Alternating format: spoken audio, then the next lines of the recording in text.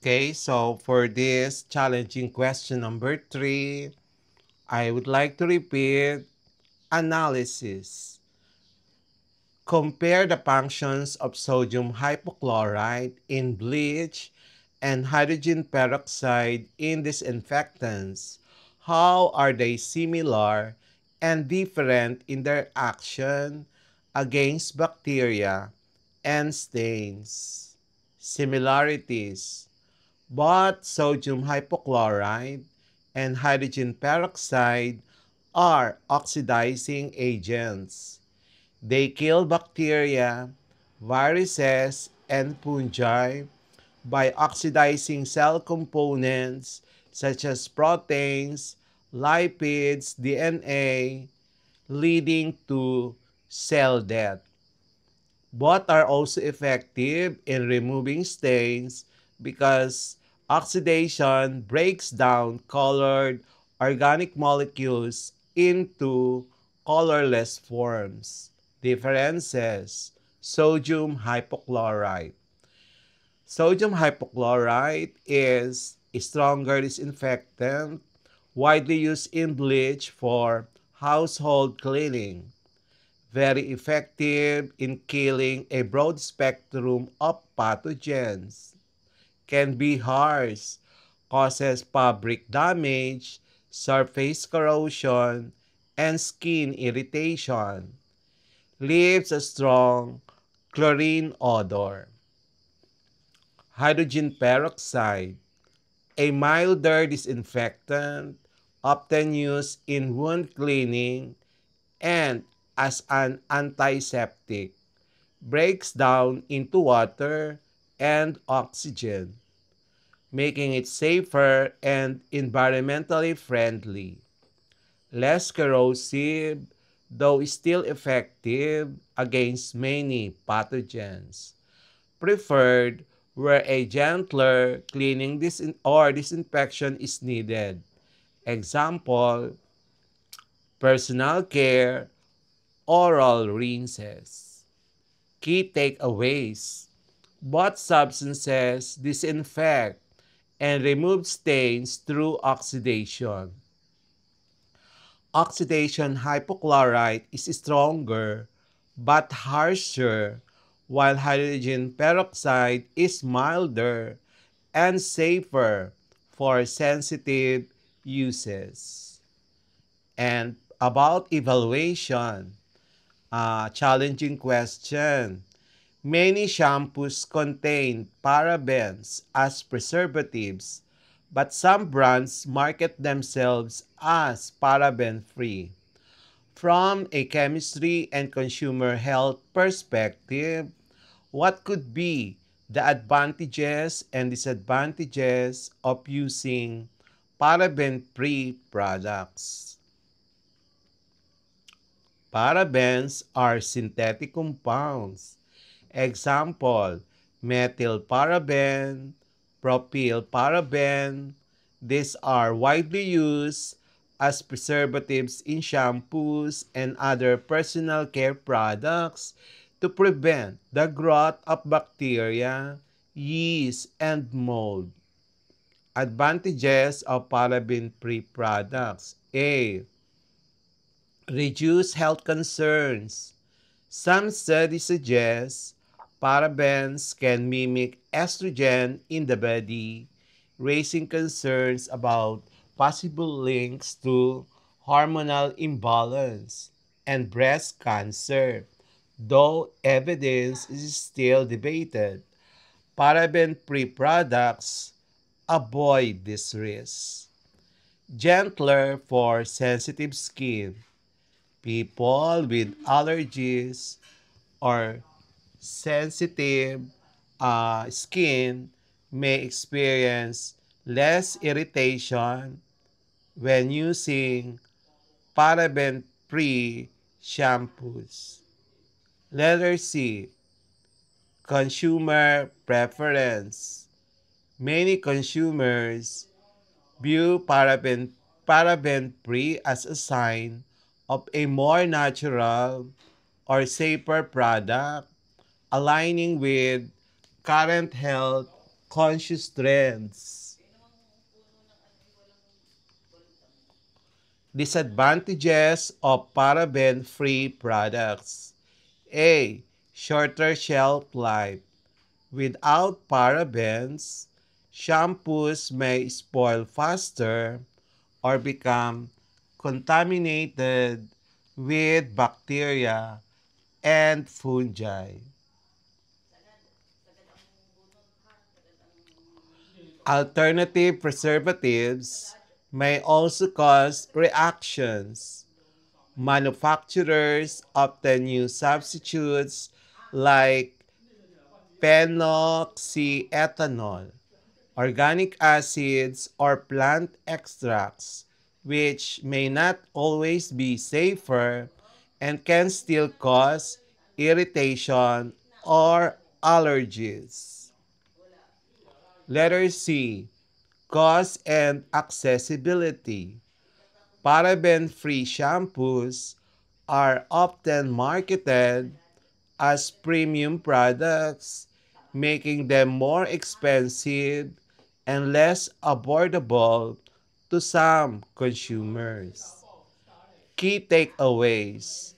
From chemistry perspective, parabens are effective, low-cost preservatives that extend product life and safety.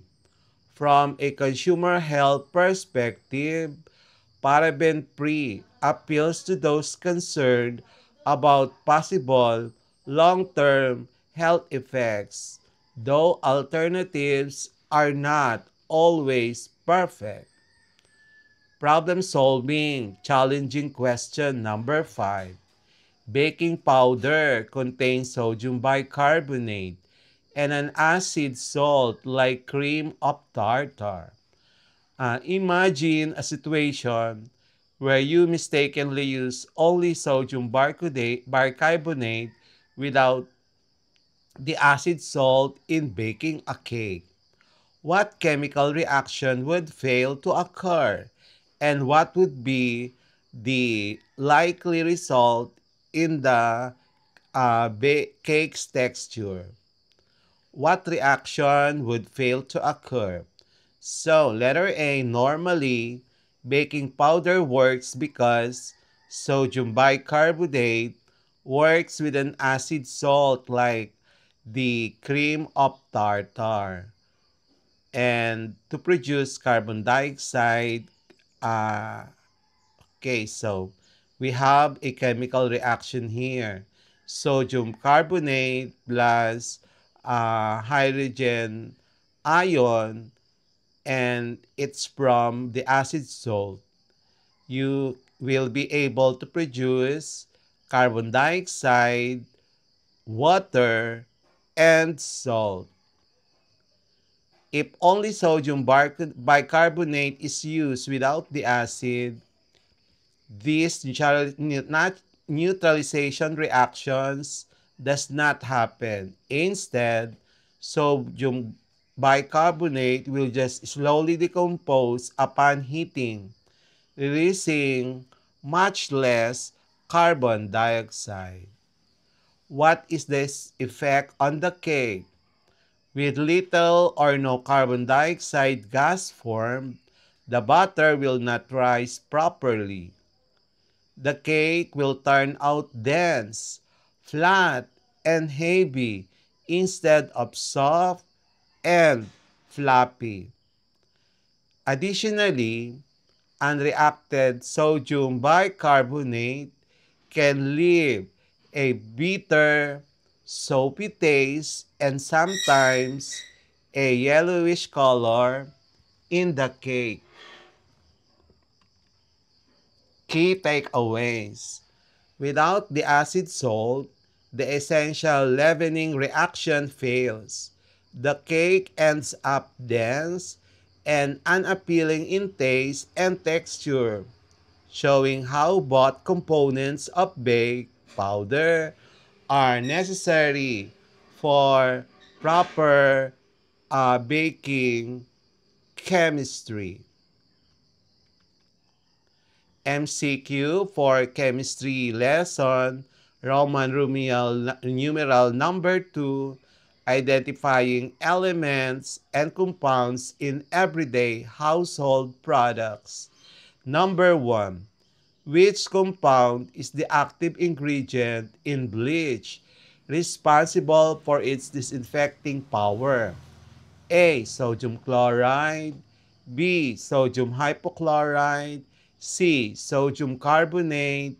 D. Calcium chloride. Number 2.